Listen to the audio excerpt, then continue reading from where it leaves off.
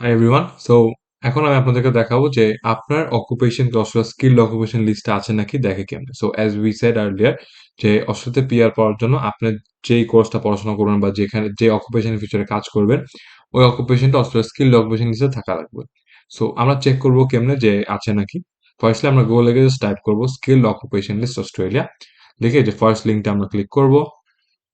And then click করার পরে this is the website that we will be taken to, right? So main এখানে হচ্ছে সবগুলো visa sub ক্লাসে আপনাকে বলা হচ্ছে। আপনি যদি এগুলোতে ক্লিক করেন আপনি এসব ভিসার ডিটেলস জানতে পারবেন। সো মেইনলি পিআর ভিসা, যেটা পিআর যেটাকে বলে পার্মানেন্ট রেসিডেন্সি ভিসা, ওইটা হচ্ছে আপনার এখানে চারটা থাকার চারটা, রাইট? 186 এটা, 189, 190 আর 491, রাইট? অন্য সবগুলো ধরেন এই চারটাই হচ্ছে মেইনলি আমরা সবাই চাকরি বাকরি করে যারা পড়াশোনা করে চাকরি করে সব যেমনি পিআর নিতে চায় এই চারটাই মেইনলি নেওয়ার পাথওয়েজ আছে। অন্যগুলো হচ্ছে বিভিন্ন আপনার ধরেন ট্রেনিং ভিসা বা কোভিড ভিসা বা ইনভেস্টমেন্ট করে পিআর নেওয়ার ভিসা, ওই রকম ভিসা বলে নিয়ে আমি ডিটেইলে কথা বলবো না। So 186, 190, um, 491, 189, right? এই চারটাই মেইন। আর 494 মাঝে মধ্যে কনসিডার করতে পারেন, বাট খুব একটা ইয়া না। সো এখন আপনি যদি এগুলোতে এক্স্যাক্টলি ক্লিক করেন এগুলো এক একটা ভিসার আপনি ডিটেলস দেখতে পারবেন, বাট আমরা এগুলো দেখতে চাচ্ছি না এখন। আমি খালি দেখাবো আপনাদেরকে যে আপনার অকুপেশন কে আছে না এগুলো দেখে কেমন, রাইট? এই যে this is the place where you check skill occupation list. এখানে আপনি প্রথমে ভিসা সিলেক্ট করবেন যে আপনি কি কি ভিসা নিয়ে দেখতে চাচ্ছেন। সিলেক্ট ভিসার জায়গায় আপনি এখানে দিবেন 491। আম ধরেন দুইটাই আমরা 491 একটা ভিসা, তারপরে আমরা এখানে দিব 189 একটা পিআর ভিসা, 190 একটা পিআর ভিসা প্লাস 186 একটা পিআর ভিসা, রাইট? এখন এগুলো আমরা সিলেক্ট করলাম। এখন আপনি এখানে আপনার মানে এখানে বেসিক্যালি যা যা অকুপেশন আছে এখানে সব A B C D F এই লিস্ট করে দেখাইতে যায় আর কি। প্রথমে এ দিয়ে শুরু হয়, সো এয়ারক্রাফট মেইনটেনেন্স, এয়ারক্রাফট এই সেই, বাট এখান থেকে দেখলে যে আপনার অনেক অনেক অনেক সময় লাগবে, এখানে আপনার বারবার পেজ চেঞ্জ করতে হবে। এগুলা না করে আমার মনে হয় মাচ ইজিয়ার ওয়ে হচ্ছে এখানে জাস্ট টাইপ করে আপনি যেহেতু চান, লেটস সে আপনি একজন ইঞ্জিনিয়ার, রাইট? সো আমি জাস্ট ইঞ্জিনিয়ার লিখবো। এখানে দেখেন এই যে ইঞ্জিনিয়ার লিখলে অ্যারোনটিক্যাল ইঞ্জিনিয়ারিং আছে লিখছে, আপনি অ্যারোনটিক্যাল ইঞ্জিনিয়ার পড়লে আপনি পিআর পাইতে পারবেন। এগ্রিকালচার ইঞ্জিনিয়ার পড়লে পিআর পাইতে পারবেন। এয়ারক্রাফট ইঞ্জিনিয়ার পড়লে পাইতে পারবেন। এই যে ইঞ্জিনিয়ার, ওখানে biomedical engineer, building and engineering technicians, chemical engineer, civil engineer drafts person, civil engineering technician. এই যে সো এখন আপনি যদি আরো একটু ডিটেলস চান, লেটস সে আমি যেমন সিভিল ইঞ্জিনিয়ারিং পড়তেছি, তো আমি এখানে এক্স্যাক্টলি সিভিল ইঞ্জিনিয়ারিং লিখি যদি,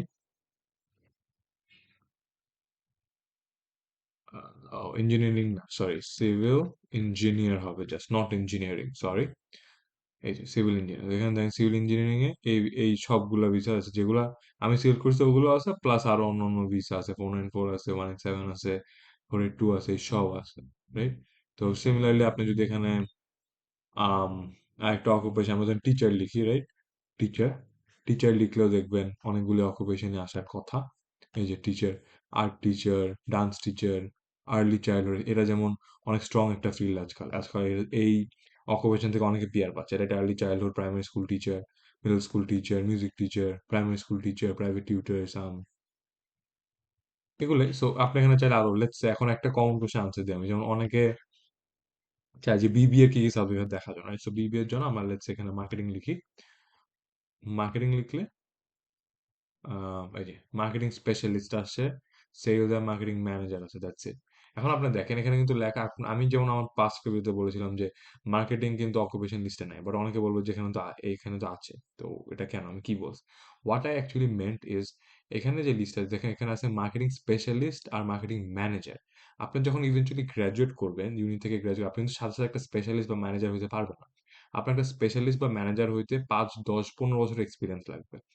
তখন গিয়ে আপনি একটা মার্কেটিং স্পেশালিস্ট বা মার্কেটিং ম্যানেজার হবে। এর জন্য আমি বলছি যে আপনি যদি মার্কেটিং পড়েন এখানে, আপনার পিআর পাওয়া টাফ হয়ে যাবে। কারণ আপনি গ্র্যাজুয়েশনের পরে যে ভিসাটা পান ওটা ইউজুয়ালি 2-3 বছরের হয়, ওয়ার্ক ভিসা। ওই 2-3 বছরে কিন্তু আপনার একটা মার্কেটিং স্পেশালিস্ট হওয়া, কাজ করে এখানে লেটস আপনি কাজ করতেছেন, আপনি ওয়ার্ক ভিসা টিআর যেটাকে বলে, ওই ভিসা আপনি কাজ করতেছেন, কাজ করে আপনি 2-3 বছর কাজ করেন, আপনি কিন্তু একটা মার্কেটিং স্পেশালিস্ট বা মার্কেটিং ম্যানেজার হইতে পারবেন না।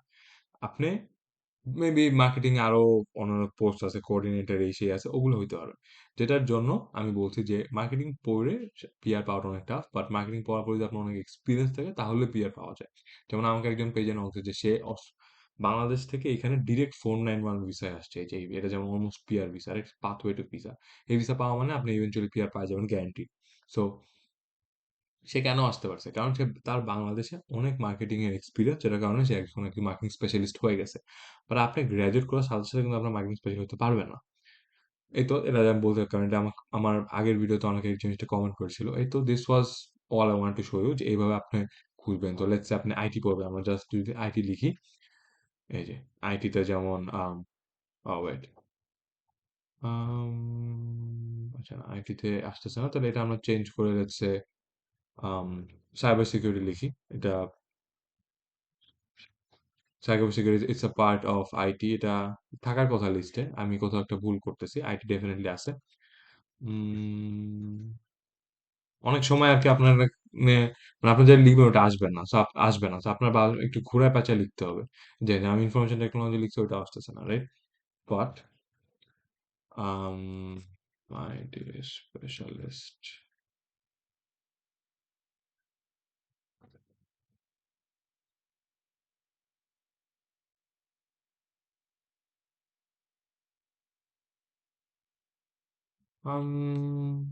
কেন জানি আইটি এটা আসতেছে না।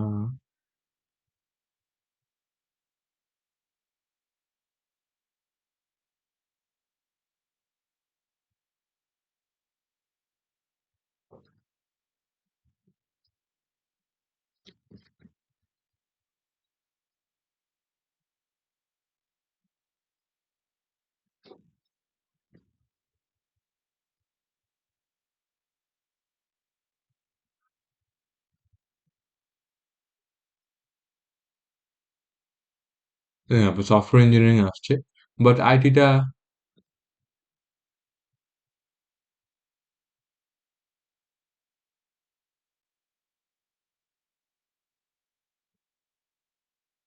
যদি ডিরেক্টলি এখানে আইটি লিখেন, as you have seen IT আসে না, রাইট?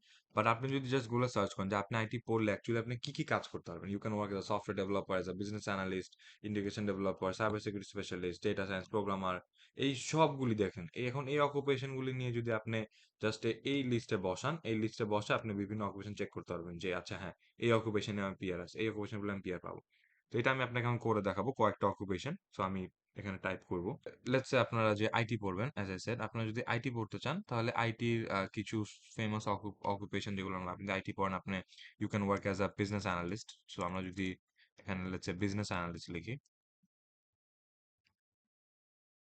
দেখেন আইসিটি বিজনেস অ্যানালিস্ট, এটা ডিরেক্ট আইটিতে, এখানে সবগুলা পিআর আছে, পিআর এর ভিসা আছে। So you have a good chance of getting এর পিআর। তো আমরা যদি আইটির আরো অন্য অকুপেশন লিখি, যেমন লেটস সে ওয়েব ডেভেলপার, এই যে দেখেন এখানে ওয়েব ডেভেলপার আছে। তারপর ধরেন আমরা লিখি আইটির আরো কিছু সিস্টেমস অ্যানালিস্ট লিখি, সিস্টেমস অ্যানালিস্ট, দেখেন সিস্টেমস অ্যানালিস্ট এখানে আছে। তো আপনি যদি এখানে ডিরেক্টলি আইটি লিখেন তাহলে আই গেস কিছু আসবে না, রাইট? আইটি লিখলে এইসব আসে, বাট আপনার আইটি পড়ে আপনি এসব অকুপেশনে যাইতে পারবেন, ওগুলো আপনার লিখতে হবে এখানে। সো আরো যদি আমরা লিখতে যাই, লেটস সে আমরা লিখি ডেটা সায়েন্স লিখি, যদি ডেটা সায়েন্স থাকার কথা, ডেটা সায়েন্টিস্ট থাকার কথা, ডেটা, one sec.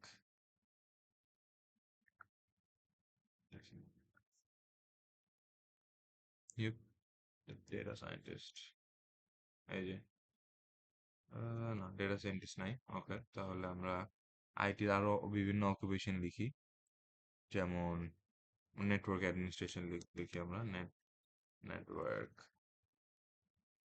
স্ট্রেটার, এই যে নেটওয়ার্ক অ্যাডমিনিস্ট্রেটর। সো এগুলাই বেসিকলি আপনি এখান থেকে দেখে বুঝতে পারছেন যে আইটির এই সব ফিল্ডগুলি আছে, রাইট? এই তো this was all for today's video. এটা আমি আপনাকে দেখা চাইছিলাম। আপনার যদি ভিডিও পছন্দ থাকে then please do leave a like and subscribe to my channel. Thank you so much.